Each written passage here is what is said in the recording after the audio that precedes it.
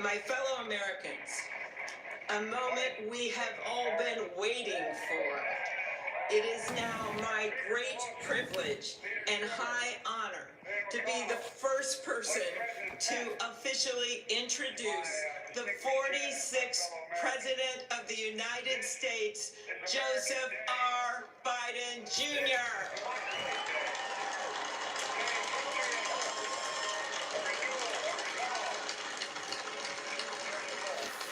Congratulations, President.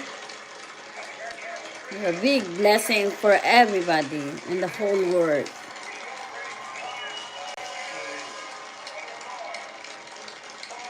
Chief Justice Roberts, Vice President Harris, I'm crying if you... Speaker Pelosi, Leader Schumer, Leader McConnell, Vice President Pence, my distinguished guests, my fellow Americans. This is America's day. This is democracy's day. A day of history and hope, of renewal and resolve. Everybody hope.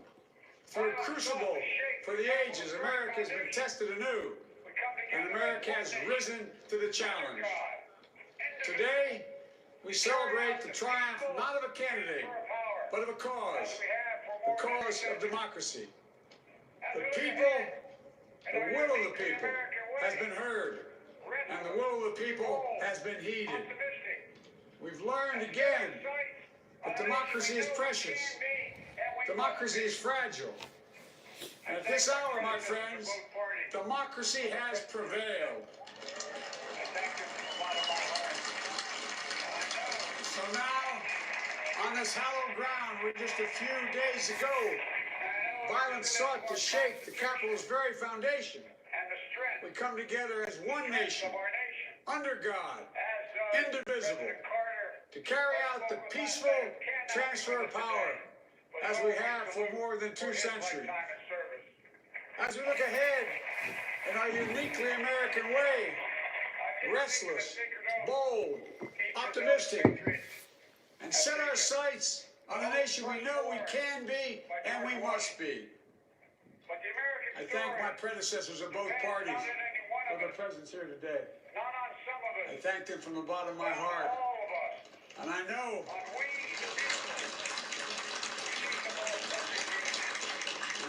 the resilience of our Constitution and the strength of our nation, as does President Carter, who I spoke with last night, who cannot be with us today, but whom we salute for his lifetime in service. I've just taken the sacred oath each of those patriots have taken. The oath first sworn by George Washington. But the American story depends not on any one of us, not on some of us, but on all of us. On we, the people, who seek a more perfect union. This is a great nation. We're good people. And over the centuries, through storm and strife, in peace and in war, we've come so far. But we still have far to go. We'll press forward with speed and urgency, for we have much to do in this winter of peril and significant possibilities. Much to repair, much to restore, much to heal, much to build, and much to gain. Few people in our nation's history have been more challenged, have found the time more challenging or difficult than the time we're in now. Once-in-a-century virus that silently stalks the country. It's taken as many lives in 1 year as America lost in all of World War II. Millions of jobs have been lost. Hundreds of thousands of businesses closed. A cry for racial justice, some 400 years in the making, moves us. The dream of justice for all will be deferred no longer. The cry for survival comes from the planet itself. A cry that can't be any more desperate or any more clear. Now, a rise of political extremism, white supremacy, domestic terrorism that we must confront and we will defeat. To overcome these challenges, to restore the soul and secure the future of America requires so much more than words. It requires the most elusive of all things in a democracy: unity. Unity.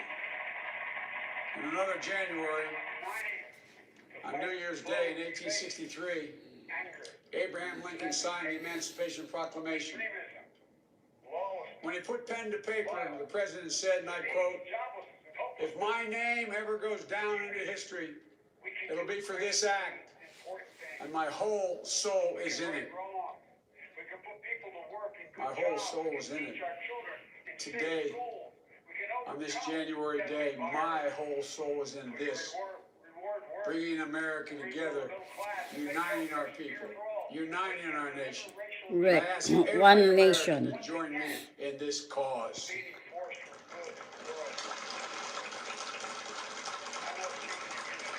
Uniting to fight the foes we face: anger, resentment and hatred, extremism, lawlessness, violence, disease, joblessness, and hopelessness. With unity, we can do great things, important things. We can right wrongs. We can put people to work in good jobs. We can teach our children in safe schools. We can overcome the deadly virus. We can reward work and rebuild the middle class and make healthcare secure for all. We can deliver racial justice, and we can make America once again the leading force for good in the world.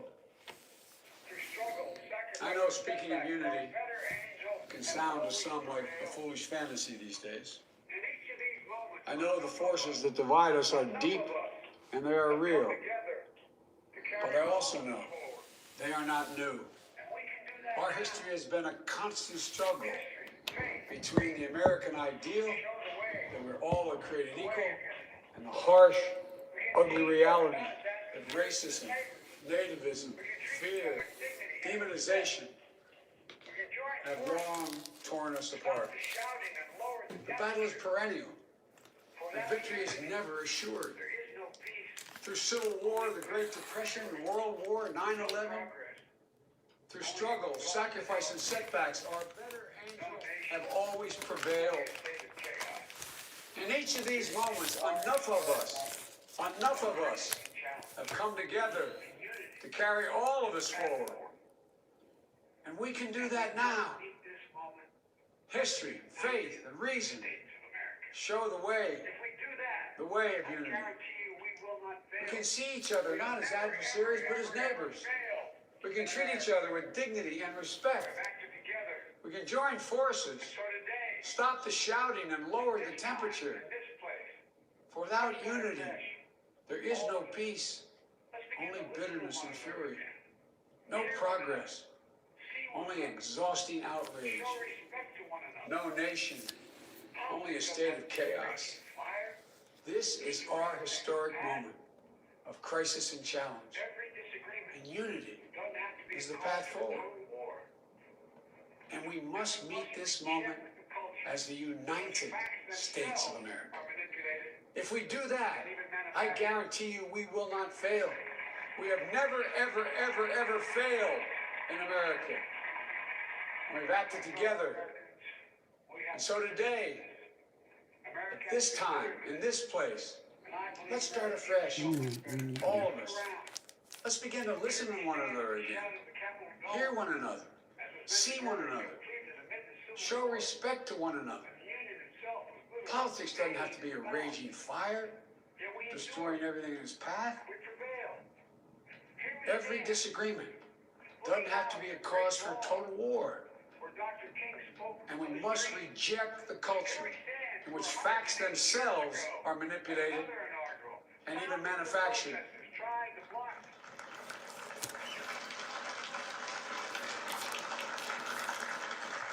My fellow Americans, we have to be different than this. America has to be better than this. And I believe America is so much better than this. Just look around. Here we stand in the shadow of the Capitol Dome, as was mentioned earlier, completed amid the Civil War, when the Union itself was literally hanging in the balance. Yet we endured. We prevailed.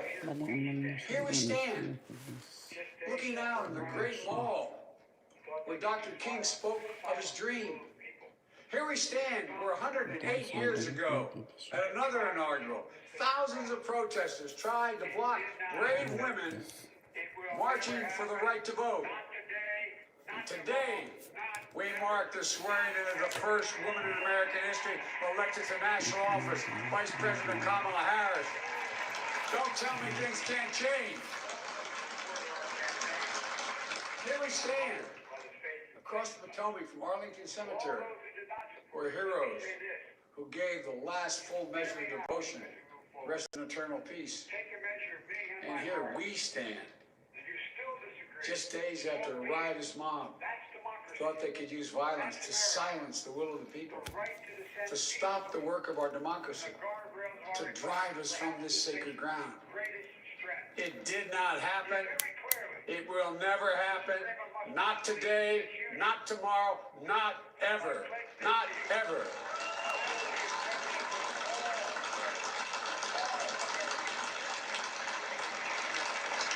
To all those who supported our campaign, I'm humbled by the faith you placed in us. To all those who did not support us, let me say this. Hear me out as we move forward. Take a measure of me and my heart. If you still disagree, so be it. That's democracy. That's America. The right to dissent peaceably within the guardrails of our republic is perhaps this nation's greatest strength. Yet hear me clearly. Disagreement must not lead to disunion. And I pledge this to you. I will be a president for all Americans. All Americans. And I promise you, I will fight as hard for those who did not support me as for those who did.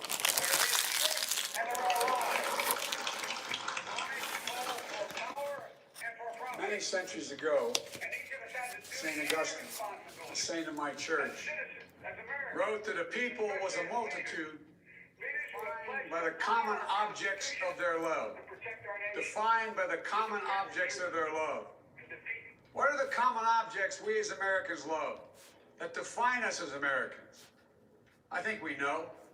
Opportunity, security, liberty, dignity, respect, honor, and yes, the truth. Recent weeks and months have taught us a painful lesson. There is truth and there are lies. Lies told for power and for profit. And each of us has a duty and a responsibility as citizens, as Americans, and especially as leaders. Leaders who have pledged to honor our Constitution and protect our nation, to defend the truth and defeat the lies. Look, I understand that many of my fellow Americans view the future with fear and trepidation. I understand they worry about their jobs. I understand, like my dad, they lay in bed staring at the ceiling, wondering, can I keep my health care? Can I pay my President, mortgage? congratulations. The Thinking new about the president family, in United States of about what America. comes next. Daw imposible man hindi ka mo mag-likes, guys. But the answer is not Billion to ka mo turn diri. inward, to retreat, Billion and million faction, here. I don't think so yun, distrusting hindi ka those who don't maka-likes. look like you, To congratulate our new president here. don't get their news from the same Okay, social I need to media. listen. And I We need must end this to, uncivil on the war record. that pits red against blue, rural versus urban, conservative versus liberal. We can do this if we open our souls instead of hardening our hearts. If we show a little tolerance and humility. And if we're willing to stand in the other person's shoes, as my mom would say, just for a moment, stand in their shoes. Because here's the thing about life. There's no accounting for what fate will deal you. Some days, when you need a hand. There are other days when we're called to lend a hand. That's how it has to be. That's what we do for one another. And if we are this way, our country will be stronger, more prosperous, more ready for the future. And we can still disagree. My fellow Americans, in the work ahead of us, we're going to need each other. We need all our strength to persevere through this dark winter. We're entering what may be the toughest and deadliest period of the virus. We must set aside politics and finally face this pandemic as one nation. One nation. Yeah. The Yeah. Bible says, weeping may endure for a night, but joy cometh in the morning. We will get through this together. Yay. Together. Yeah. Look, folks, all my colleagues I serve with in the House and the Senate up here, we all understand the world is watching all of us today. So here's my message to those beyond our borders.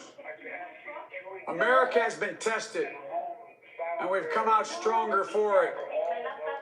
We will repair our alliances and engage with the world once again. Not to meet yesterday's challenges, but today's and tomorrow's challenges. And we'll lead not merely by the example of our power, but by the power of our example.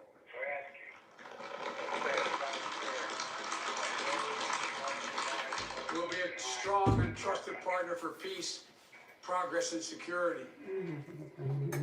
Look, you all know we've been through so much in this nation. And my first act as president, I'd like to ask you to join me in a moment of silent prayer. Remember all those who we lost this past year to the pandemic. Those 400,000 fellow Americans, moms, dads, husbands, wives, sons, daughters, friends, neighbors, and co-workers. We'll honor them by becoming the people and the nation we know we can and should be. So I ask you, let's say a silent prayer for those who've lost their lives and those left behind, and for our country. Now we're going to be tested. Are we going to step up? All of us? It's time for boldness. For there's so much to do. And this Amen. Folks, this is a time of testing. you and I, We face an attack on our democracy and on truth. A raging virus, will rise to the occasion. growing inequity, Will we master the sting of systemic racism, rare and difficult a hours? climate in crisis, Meet our obligation America's role in the world. to a better world. Any one of these would be enough to challenge us in profound ways. But the fact is, we face them all at once, presenting this nation with one of the gravest responsibilities we've had. The American story. Now we're going to be tested. Are we going to step up? All of us? Something like a song that means It's time for boldness, it's called for there's so much to do. Anthem. And this is certain. That I stands promise out, at least for you, me. we will be judged, Goes like this. you and I, by how we resolve these cascading crises of our era. We will rise to the occasion is the question. Will we master this rare and difficult hour? Will we meet our obligations and pass along a new and better world to our children? I gave my I believe we must. I'm sure you do as well. I believe we will. And when we do, we'll write the next great chapter in the history of the United States of America, the American story. A story our days of truth. that might sound something like a song that means a lot to me. It's called American Anthem. There's one verse that stands out, at least for me, and it goes like this. The work and prayers of century have brought us to this day. What shall be our legacy? What will our children say? Let me know in my heart when my days are through. America, America, I gave my best to you. Let's us add our own work and prayers to the unfolding story of our great nation. If we do this, then when our days are through, our children and our children's children will say of us, they gave their best, they did their duty, they healed the broken land. My fellow Americans, I close today where I began, with the sacred oath. Before God and all of you, I give you my word. I will always level with you. I will defend the Constitution. I'll defend our democracy. I'll defend America. And I'll give all of you, keep everything I do in your service, thinking not of power, but of possibilities, not of personal interest, but the public good. And together, we shall write an American story of hope, not fear, of unity, not division, of light, not darkness, a story of decency and dignity, love and healing, greatness and goodness. May this be the story that guides us, the story that inspires us, and the story that tells ages yet to come that we answered the call of history. We met the moment. Democracy and hope, truth and justice did not die in our watch, but thrived. That America secured liberty at home and stood once again as a beacon to the world. That is what we owe our forebears, one another, and generation to follow. So, with purpose and resolve, we turn to those tasks of our time, sustained by faith, driven by conviction, and devoted to one another and the country we love with all our hearts. May God bless America, and may God protect our troops. Thank you, America.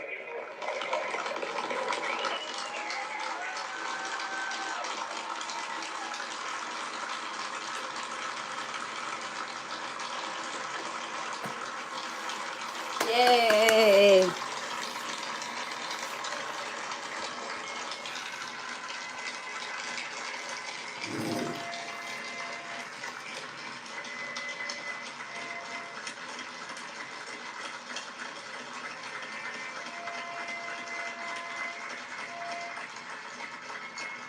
Ladies and gentlemen, please be seated.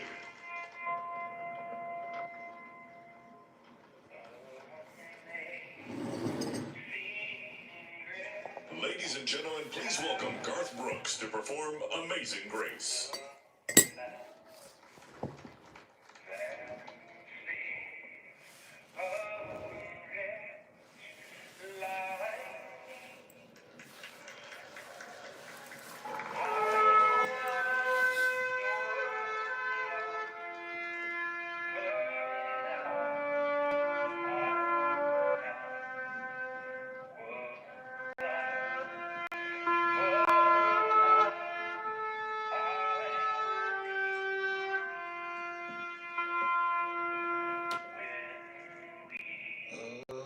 Amazing grace, how sweet the sound that saved a wretch like me. I once was lost, but now I found. Was blind, but now I see. When we've been there 10,000 years, bright and shining as the sun. We know less days to sing God's praise than when we first begun. Let me ask you to sing this last verse with me. Not just the people here, but the people at home, at work, as one, united. Amazing grace, how sweet the sound that saved a wretch like me. I once was lost, but now I'm found. Was blind, but now I see.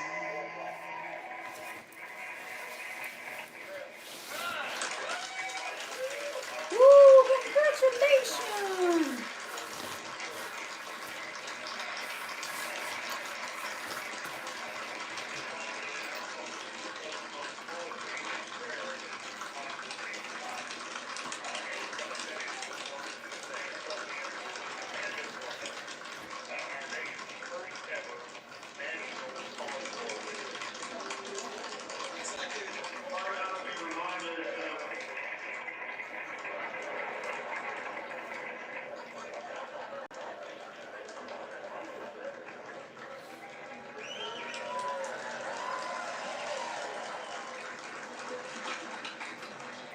Hard not to be reminded of President Obama's singing that same song at the Mother Emanuel Church. A song that in our culture is as close to both poetry and prayer as you could possibly come. And we're going to finish with those two things. Let me introduce Amanda Gorman, our nation's first ever National Poet Laureate.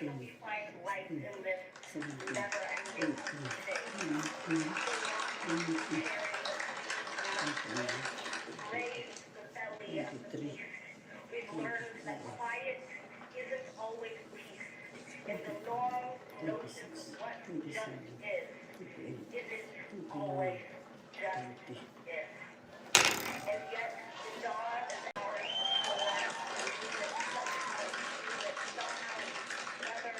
Mr. President, Dr. Biden, Madam Vice President, Mr. Emhoff, Americans, and the world. When day comes, we ask ourselves, where can we find light in this never-ending shade?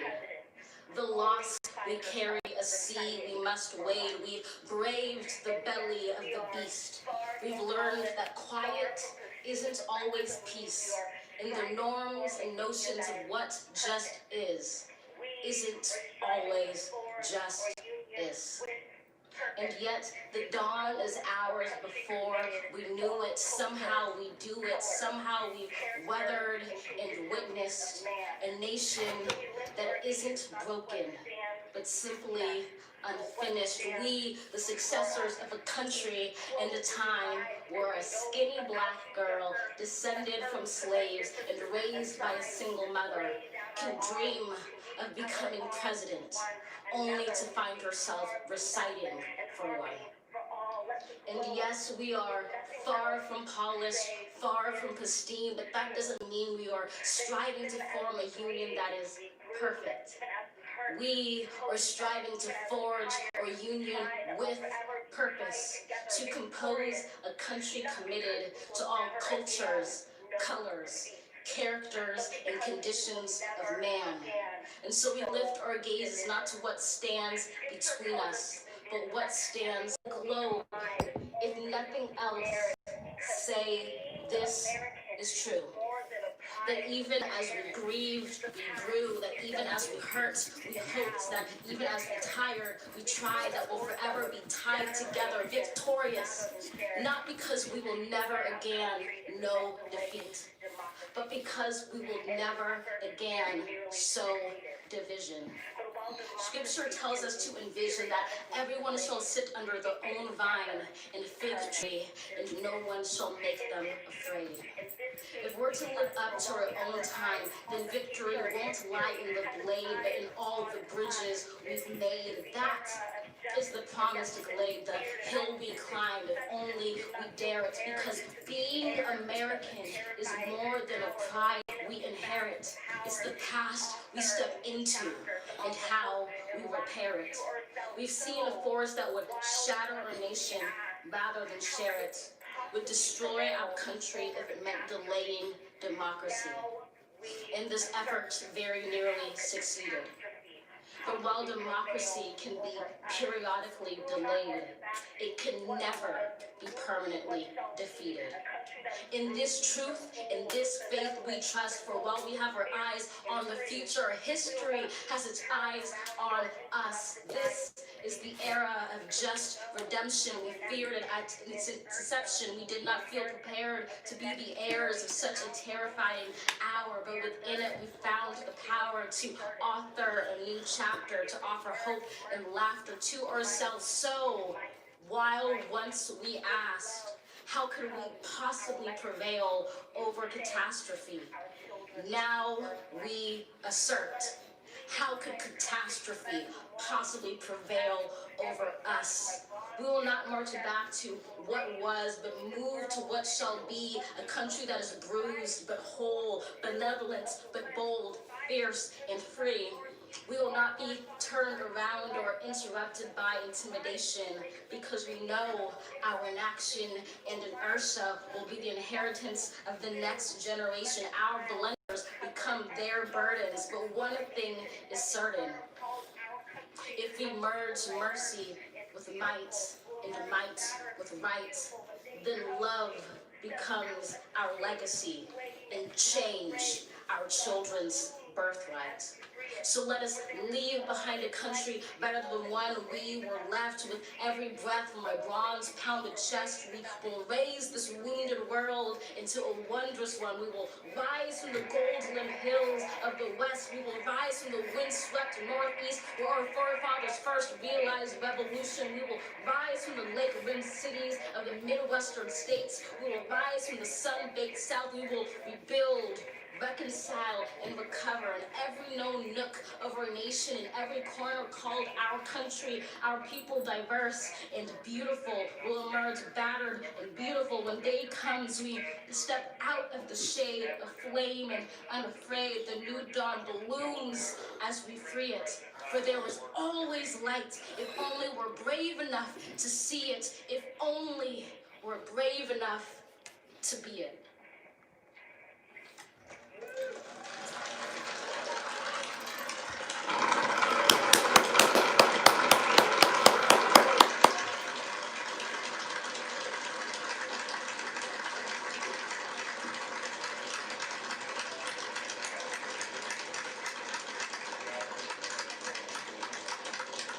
Thank you, Amanda Gorman. Now for our benediction, I'm pleased to introduce Reverend Dr. Sylvester Beeman, the pastor of the Bethel African Methodist Episcopal Church in Wilmington, Delaware, a friend of President Biden for 30 years. We petition you once more in this celebration. We pray for divine favor upon our President, Joseph R. Biden, and our First Lady, Dr. Jill Biden, and their family.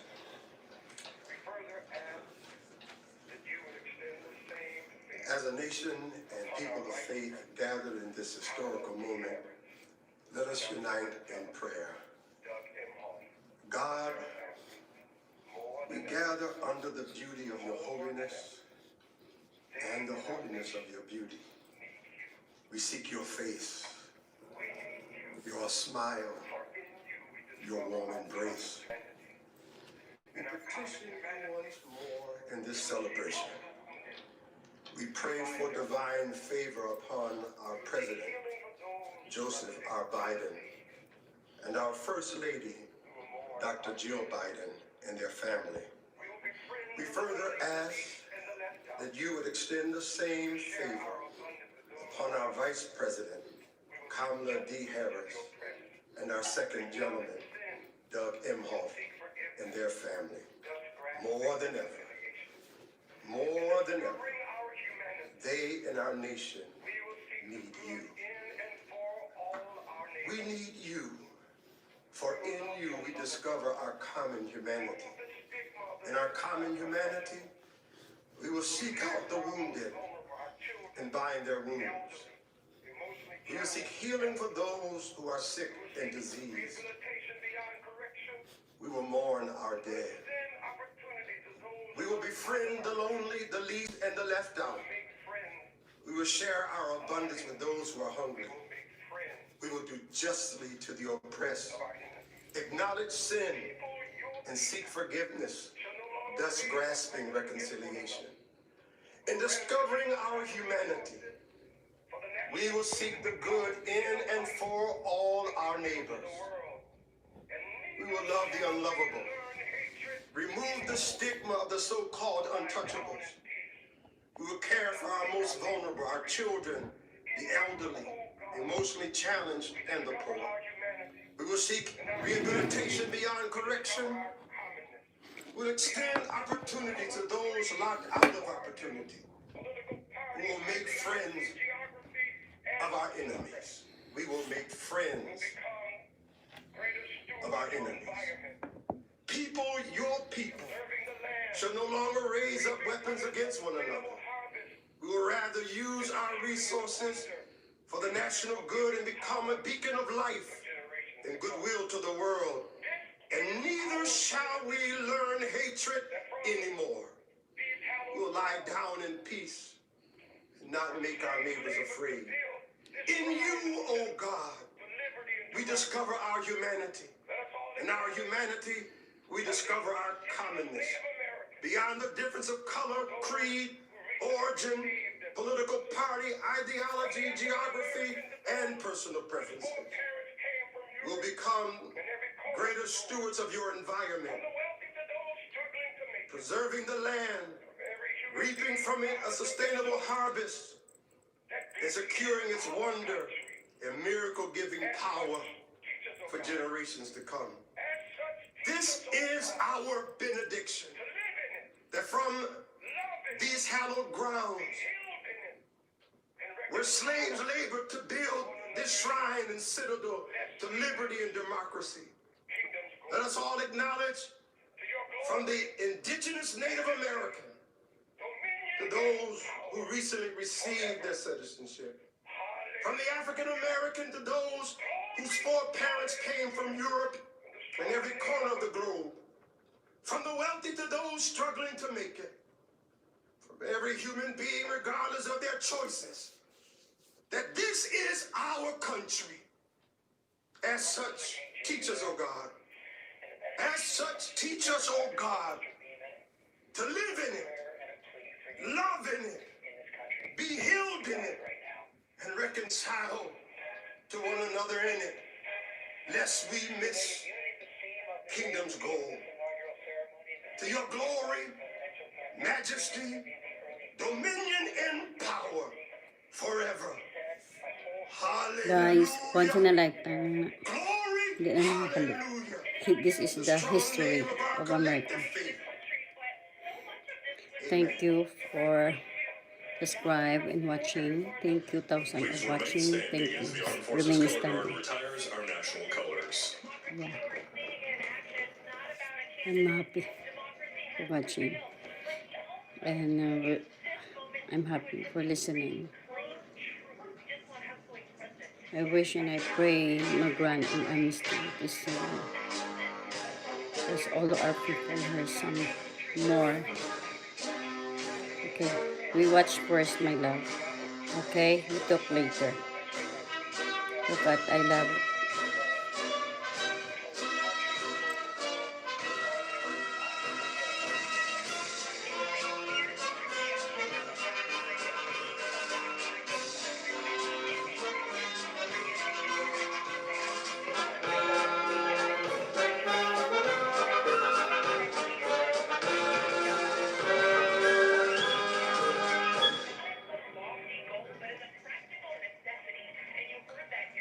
Ladies and gentlemen, please be seated and remain in your seats while the President and official party depart the platform. For safety reasons, your ushers will release your section in an organized manner, following the playing of our national march, The Stars and Stripes Forever.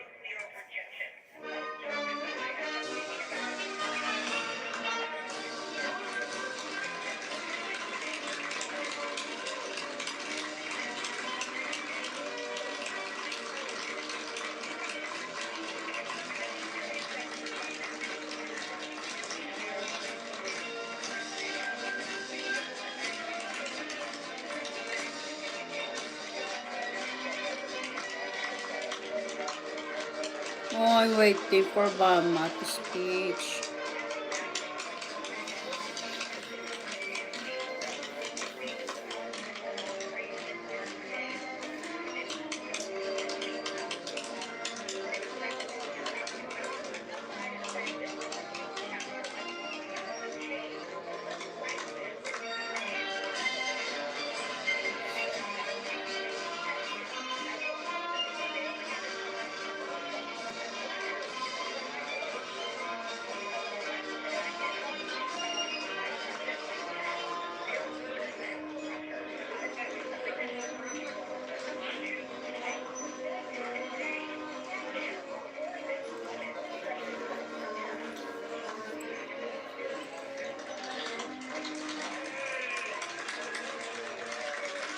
Congratulations, First Lady, the new First Lady.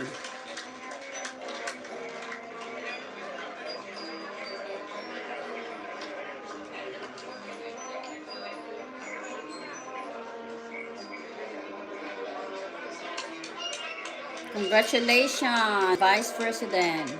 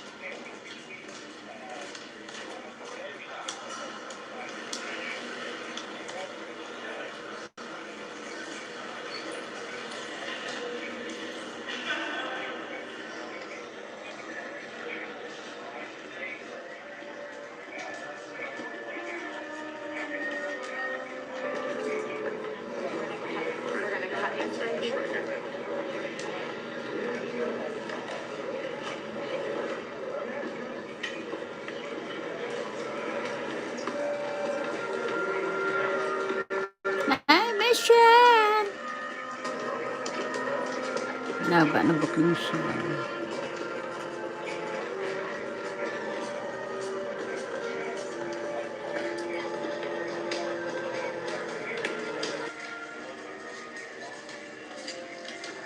Yeah. Oh, nice.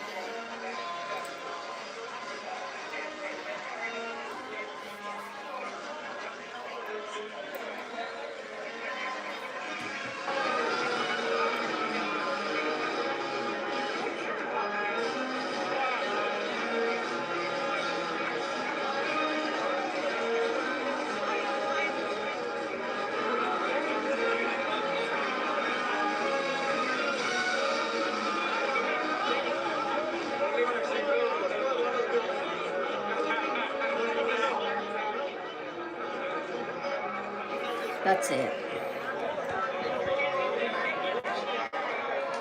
Okay, guys. That's enough.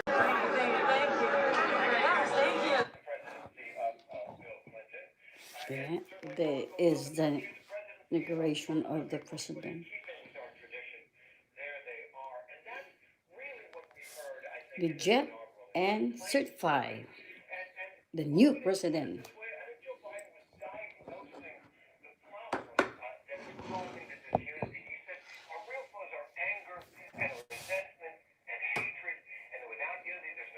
Wala tayong hatred.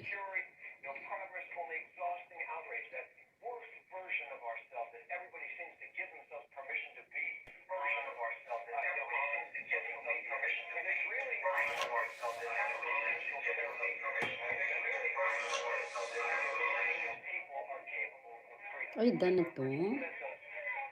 Wala pa din down. Okay, I will check first.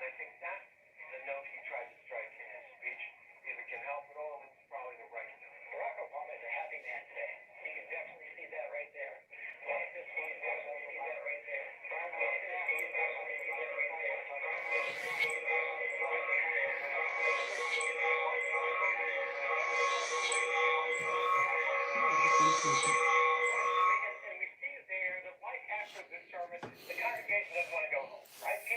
you, 1,000 of watching. Thank you very much. 10,000 in the house.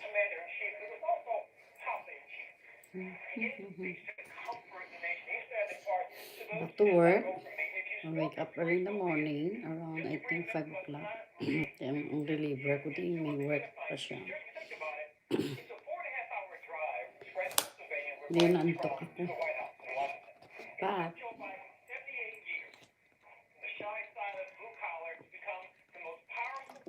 wala ka magawa.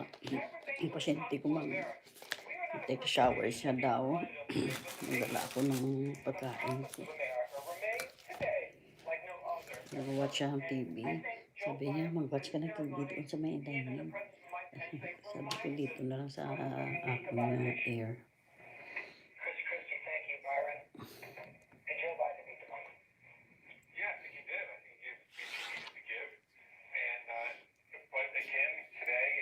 Thank you, YouTube. Thank you for everybody. Don't give up. Hindi ako nag-give up. Thank you for watching. Kagabi, nag-wake up ako. Nag-watch ako sa Pinay TV American.